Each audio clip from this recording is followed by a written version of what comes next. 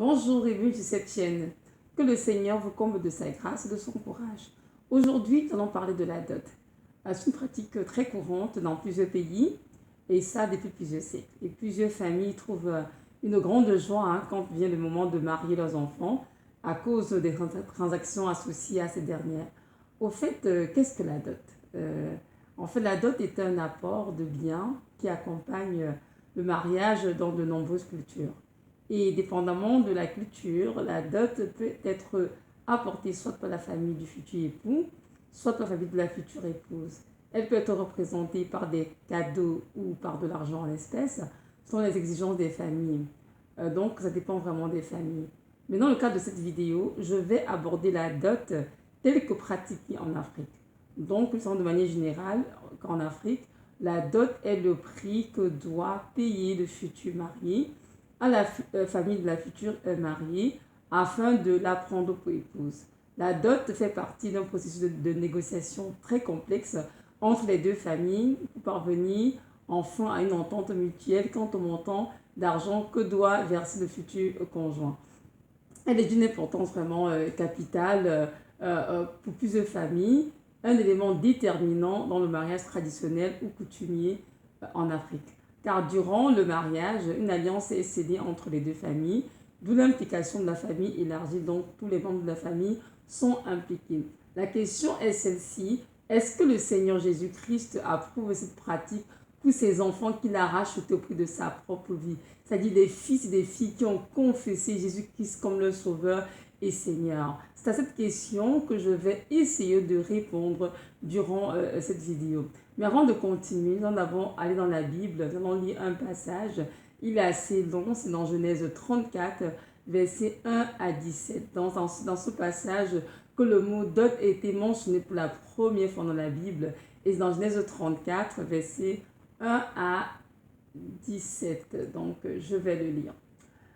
Or, Dina, la fille que Léa avait enfantée à Jacob, sortit pour voir les filles du pays.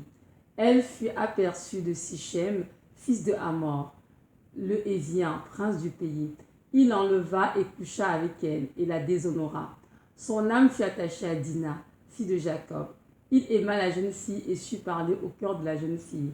Et Sichem parla à Hamor, son père, en disant « Prends-moi cette fille pour femme. » Jacob apprit qu'il avait déshonoré Dina, sa fille. Or, ses fils étaient avec son bétail au champ. Jacob garda le silence jusqu'à leur retour. Hamor, père de Sichem, sortit vers Jacob pour lui parler. Et les fils de Jacob revinrent des champs dès qu'ils apprirent ce qui était arrivé. Ces hommes furent dans une grande douleur et furent fort irrités de l'infamie que Sichem avait commise contre Israël en couchant avec la fille de Jacob, ce qui ne devait point se faire. Hamor leur parla en disant « L'âme de Sichem, mon fils, s'est attachée à votre fille. Donnez-la, lui, je vous prie, pour femme. Allez-vous avec nous, vous nous donnerez vos filles et vous prendrez pour vous les nôtres. Vous habiterez avec nous et le pays sera à votre disposition. Restez pour y trafiquer et y acquérir des possessions. » Sichem dit aussi au père de la jeune fille et à ses frères que je trouve grâce à vos yeux et que je donnerai tout ce que vous me direz. Exigez de moi une forte dot et beaucoup de présents que vous voudriez, et je les donnerai comme vous me le direz. Et donnez-moi la jeune fille pour femme. Alors les fils de Jacob répondirent avec ruse à Sichem et à Hamor son père. Ils parlèrent ainsi parce que Sichem avait déshonoré Dina, leur sœur. Ils leur dirent, c'est une chose que nous ne pouvons pas faire, que de donner notre sœur à un homme incirconcis, car ce serait un opprobre pour nous. Mais nous ne consentirons à ce que vous demandez que si vous deveniez semblables à nous en circoncisant tous les mâles qui sont parmi vous. Alors nous vous donnerons nos filles et nous prendrons vos filles pour nous et nous habiterons avec vous. Nous ne serons qu'un seul peuple. Mais si vous ne voulez pas nous écouter et vous circoncis, nous prendrons notre fille, et nous en irons. Amen. Donc, c'est dans ce texte dans la Bible que nous voyons le mot dot mentionné pour la première fois Donc, il est question ici de Jacob qui était enfin arrivé sur la terre de Canaan, ou la terre promise par le Seigneur. Il était installé dans cette terre avec sa famille. Et c'est suite au déshonneur subi par sa fille Dina que la dot a été proposée par Sichem, fils de Hamor, pour la prendre en mariage. Donc, on voit bien verset 12 qu'il a dit, Sichem, exige de moi une forte dot et donnez-moi cette femme en épouse, comme épouse, pardon. Donc, Jacob n'a rien exigé de Sichem. Pourquoi? Parce que cette pratique n'était pas usuelle parmi les enfants d'Israël. Nous avons lu nous pouvons lire dans la parole, les écrits en Genèse 29, concernant le mariage de Jacob. Jacob s'est marié, mais le mot dot n'a pas été mentionné. Et de plus, le Seigneur avait demandé aux enfants d'Israël de ne pas se mélanger aux Cananéens et de peur d'être séduits par les faux dieux que servait ce peuple. Donc, lorsque les frères de Dina leur ont demandé de se faire circoncis, c'était dans le but de se venger d'eux et non de donner leur sœur en mariage. Car ils ne voulaient sceller aucune alliance avec les Cananéens, vu que le Seigneur avait interdit tout mélange, tout mariage avec ce peuple à cause de leurs coutumes et de leurs pratiques idolâtres. Donc, la dot était une coutume bien en vigueur chez les Cananéens, ce qu'on peut sous-entendre par là, parce que c'est Sichem qui l'a proposé, donc c'est quelque chose qui était bien pratiqué dans ce peuple-là. En lisant Genèse 29, d'ailleurs, moi je parle de l'Indie dans le cadre de cette vidéo, mais vous pouvez le lire à la maison. Genèse 29, tout le chapitre. Jacob lui-même a épousé 2 sœurs, Léa et Rachel. La Bible nous dit qu'il a travaillé pendant 14 ans pour son beau-père Laban. Il s'est proposé volontairement de le faire parce qu'il aimait beaucoup Rachel. Mais on ne lit nulle part dans la Bible que c'était une exigence de la part du père de Rachel, comme une forme de dot. Non, ce n'est écrit nulle part.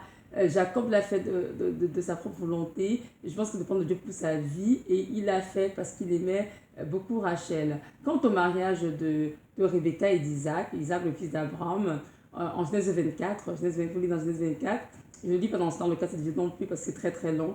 Nous voyons que ce serviteur d'Abraham qui a offert volontairement des présents à la famille de la jeune fille.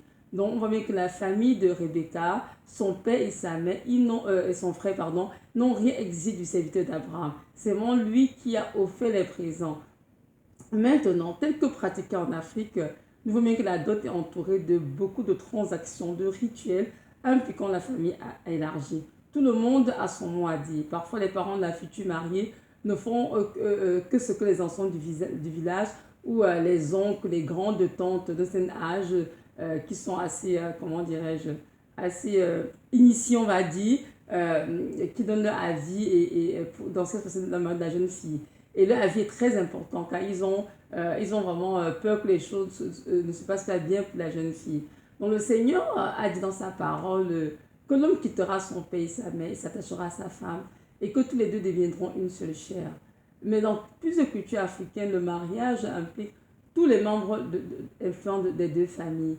Ils organisent vraiment des cérémonies impliquant la dot pour sceller des alliances entre les 2 familles. Le mariage est une alliance entre l'homme et la femme et le Dieu créateur, le Seigneur Jésus-Christ de Nazareth.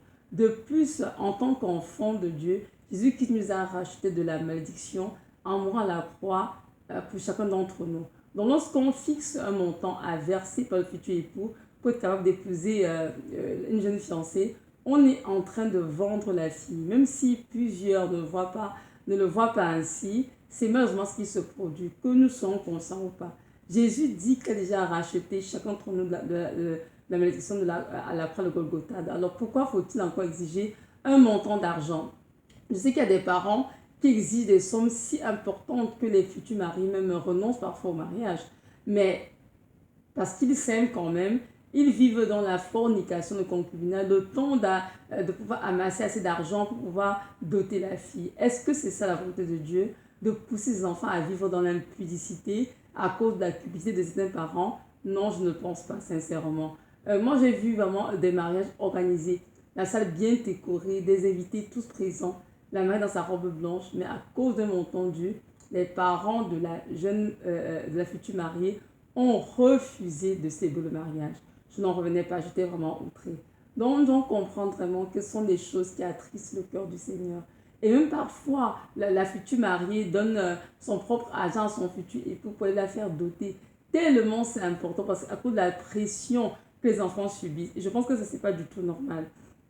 Donc, on voudrait plus nous faire comprendre, par exemple, que pour se marier, il faut être un pacha, il faut avoir assez d'argent pour capable de doter la fille, parce que parfois, les montants sont très élevés, hein, et dépendant des peuples, moi je sais qu'il y a des peuples même, où lorsque la fille elle est claire de teint, elle coûte encore plus cher qu'une fille qui est fiancée, qui est foncée, pardon, de teint. Donc, nous pouvons voir tout simplement que c'est vraiment comme une espèce de commerce, hein, lorsque le temps de se marier approche des enfants. Mais ça, c'est pas du tout normal. Pourquoi mettre autant de pression sur les enfants qui veulent bâtir leur vie?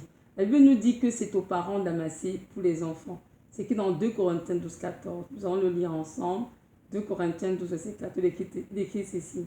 Car ce ne sont pas les enfants qui doivent amasser pour leurs parents, mais les parents qui, pour leurs enfants.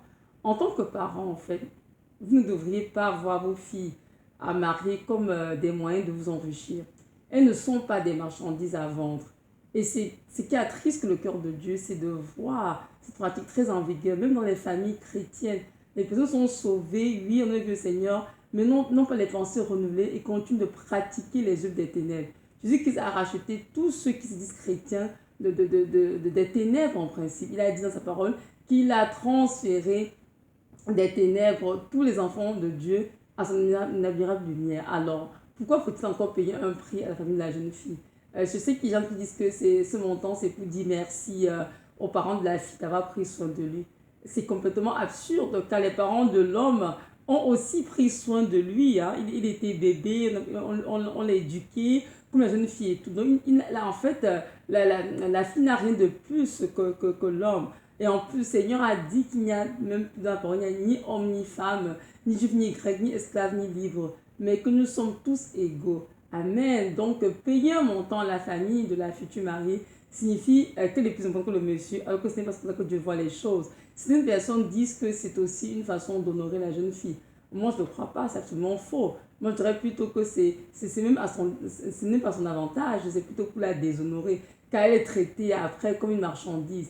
Et c'est justement la raison pour laquelle on voit que dans plusieurs cultures, hein, la femme est vraiment méprisée, maltraitée, abusée. Pourquoi? Parce que les hommes qu'ils ont épousés ont payé des sommes considérables d'argent pour les avoir. Je ne veux pas non plus dire ici que tous les abus subis par les femmes sont causés par la dot, non loin de là, mais il est tout de même fort remarquable de voir comment plusieurs femmes sont liées à cause de la dot. Vous savez, lorsque nous posons des actes, il y a toujours des conséquences spirituelles et physiques. Comme il est mentionné dans Hébreux 11.4, que les choses visibles procèdent des choses invisibles. C'est-à-dire que les choses que nous voyons avec nos yeux ont été faites à partir des choses qui sont invisibles. Ce que plusieurs ne savent pas, c'est que lors de ces cérémonies de mariage coutumiers ou traditionnelles, plusieurs alliances se sont en effet scellées entre deux familles, incluant les futurs mariés. Les rituels incluant les échanges de paroles, de boissons, les calebasses, la cola, ne sont pas anodins. Les enfants sont en train d'être connectés au monde spirituel satanique, c'est-à-dire les futurs mariés, via les divinités ancestrales de leur famille respective. Mais ils ne le savent pas parce qu'ils sont ignorants. Donc, ils prennent part de manière innocente à ces œuvres et tout. Et c'est justement durant ce moment aussi que plusieurs enfants sont mariés aux démons lors de ces cérémonies de dot. Et c'est ainsi que leur vie se trouve liée aux ténèbres. En effet, plusieurs sont spirituellement mariés aux démons. C'est pourquoi beaucoup sont attaqués par les maris, les femmes de nuit, les couches de nuit. Et ça, c'est une chose qui suit beaucoup les enfants de Dieu. Et beaucoup sont au prix comment dire, sont en chute à ces choses, ils ne savent pas comment s'en sortir, ils ne savent même pas c'est quoi l'origine de ces choses. C'est aussi la raison pour laquelle, dès que survient un problème dans le ménage, même s'ils sont mariés, tout de suite on commence à questionner sur la dot, est-ce que ça a été bien fait, est-ce que tout le monde était content, en fait, ça c'est vraiment, comme je vous dis, un vrai engrenage. Par exemple, si la nouvelle mariée n'arrive pas à concevoir, alors on va l'amener à nouveau à pratiquer vraiment le culte des ancêtres, des sacrifices, pour s'assurer que tout le monde est content, la famille élargie, les ancêtres, et ainsi, au fait, sacrifice que tombe enceinte. Nous voyons bien que la dot n'est rien d'autre qu'une coutume diabolique pour lier les enfants de Dieu. Parce que la dot, telle que pratiquée en Afrique, implique trop de rituels, et c'est cela qui est une abomination devant le Seigneur. Bien-aimés dans le Seigneur, Jésus-Christ t'a délivré des ténèbres. Il a aboli les ordonnances qui te condamnaient. C'est qui en Colossiens 2, verset 14 à 16. Colossiens 2, verset 14 à 16, il est écrit ceci. Il a effacé l'acte dont les ordonnances nous condamnaient et qui subsistait contre nous. Et il a détruit en le clouant à la croix. Il a dépouillé les dominations et les autorités et les a livrées publiquement en spectacle en triomphant d'elles par la croix. Amen. Bien-aimé le Seigneur, quand Jésus-Christ s'est fait crucifier au croix de Golgotha pour toi, il t'a racheté, c'est-à-dire avant tu t'es vendu aux ténèbres à cause de tes péchés, à cause des péchés de ta famille. Mais quand tu as donné ta vie au Seigneur Jésus-Christ, il t'a racheté, il t'a récupéré, il t'a transféré des ténèbres à son admirable lumière. Alors pourquoi veux-tu continuer à pratiquer les œuvres des ténèbres? C'est Jésus qui unit deux personnes, ce n'est pas les hommes. La Bible dit de ne pas séparer ce que Dieu a joint. Donc c'est Dieu qui unit deux personnes. Ce n'est pas des pasteurs, ce n'est pas les parents, ce n'est pas les mères. Alors si Dieu a choisi ton mari ou ta femme, que tu tentes de prier, de chercher la face de Dieu et qu'il t'a révélé que oui, telle est ton épouse, est ta future épouse et tel est ton futur mari. Qui peut contester? Qui peut s'y opposer tant que tu demeures soumis à Dieu dans l'obéissance? Si tu es sur le point de te marier, même si les parents ne sont pas encore éclairés, tu le fais comprendre en tant qu'enfant de Dieu, avec amour, douceur et respect, que tu ne peux plus pratiquer la dot. Même si ta famille pratique la dot, tu dois prier pour eux, afin qu'ils comprennent que tu ne veux pas faire ça dans ton mariage, que tu ne peux pas prendre part à ces choses, même pas pour leur faire plaisir. Sachant que rien n'est impossible à Dieu. Donc en priant, Dieu est capable de te donner la grâce de ne serait-ce que respecter ta position, même s'il n'y croit pas forcément. Ne te lie pas aux ténèbres pour les faire plaisir. Je sais que beaucoup de chrétiens le font parce qu'ils ont peur des représailles spirituelles de famille. Et c'est justement là le problème d'ailleurs, parce que cette pratique est démoniaque.